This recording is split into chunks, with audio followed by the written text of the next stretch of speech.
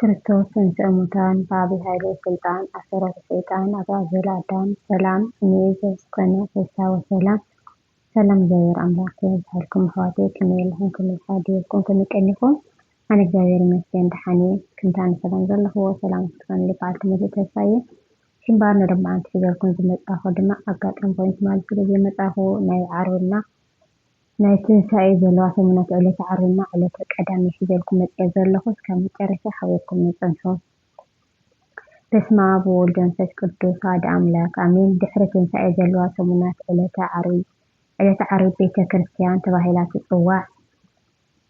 ስለዚ ንርእስኩም ነታ ብገዛእ ደሙ ዘጥረያ ቤተ ክርስቲያን ጎይታ ክትጓስዩ መንፈስ ቅዱስ ኤጲስቆጶስ ገይሩ ኣብ ሸመኮም ኩሉ መጓሰ ሓልው ግብረ ሐዋርያት 20 ፈቅዲ 28 ብደም ክርስቶስ ዘተዓደገች ቤተ ክርስቲያን ዓባይ መዘከርታ ብምዃና ኣብ ሰሙነ ትንሣኤ ዘላ ዓርቢ ቤተ ክርስቲያን ተባሂላ ትፅዋዕ። ቤተ ክርስቲያን ማእኸል ስብከት ስቕለት ትንሣኤ ኣካል ክርስቶስ ቤተ እግዚአብሔር ምዃና እዩ። ቤተ ክርስቲያን ብዕለተ ዓርቢ ካብ ጎኒ ጎይታ ኢየሱስ ተረኺባ ብማይ ደሙን ከዓ ኣንጽሃ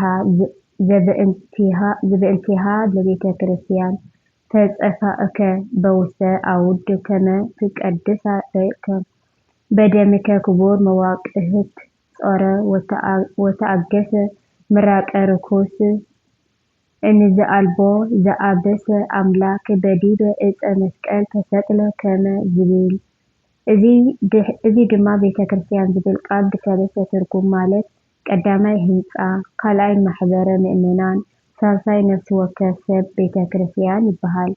ክርስቶስ ድማ ድሕነት ብደሙ ከም ዝሃበና ዝገልጽ ምስጢር እዩ። አሜን። ወስብሐት ለእግዚአብሔር ልዑል ወለወላዲቱ ድንግል ወለመስቀሉ ክቡር ይኹን። አሜን። ሰሙነ ትንሣኤ ዕለተ ቀዳም በስመ አብ ወወልድ ወመንፈስ ቅዱስ አሐዱ አምላክ አሜን።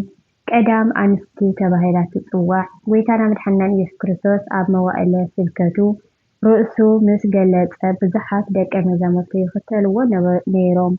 ካብኣቶም ድማ ደቂ ኣንስትዮ እውን ነይረን። እተን ናይ ጎይታ መድሓኒትና ኢየሱስ ክርስቶስ ኣንስቲ ደቀ መዛሙርቲ ንጎይታ ብገንዘበን ብጉልበተንን ዘገልግላ ዝነበራ ከም ማርያም መግደላዊት፣ ማርያም ማርታ ኣሕዋት ኣልዓዛር፣ ማርያም ኣደ ያዕቆብ ወዘተ ክሳብ ናይ ጎይታ ስቕለቱ እናበኸያ ክሳብ ቀራንዮ ዝሰዓባ ድሕሪ ስቕለቱ ጎይታ ድማ ካብ ሳልሳይ መዓልቲ ፍርቂ ለይቲ ተንስኤን ናብ መካነ መቃብሩ ሽቶ ሒዘን ብምግስጋስ ንሳተን ድማ እቲ እምኒ ካብቲ ኣፍ መቃብር መን ከልዕለልና እዩ ተባሃላ። እቲ እምኒ ኣመና ገዚፍ ነበረ እሞ ቅንዕ ኢለን እንተጠመታ እቲ እምኒ ተገልቢጡ ረአይኦ።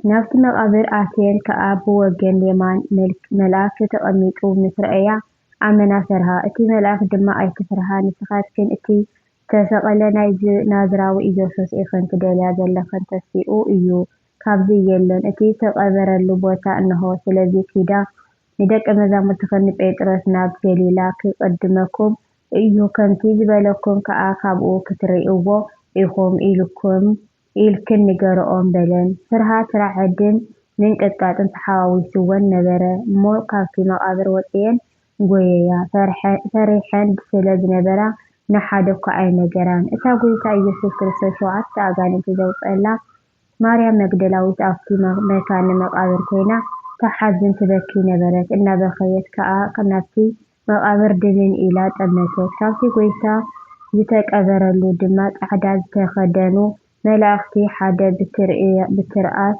እቲ ሓደ ድማ ብእግሪ ረአየት። ንሳቶም ድማ እቲ ሰበይቲ ንምንታይ ትበኺ ኣለኺ በልዋ። ንሳ ድማ ምሕር ንጎይታ ትፍትዎ ነበረት እሞ ንጎይታይ ናበይ ከም ዝወሰድዎ ኣይፈልጥን በለቶም። ብድሕሪ ጎይታ ኢየሱስ ክርስቶስ ብድሕሪኣ ኮይኑ እቲኣ ሰበይቲ ንምንታይ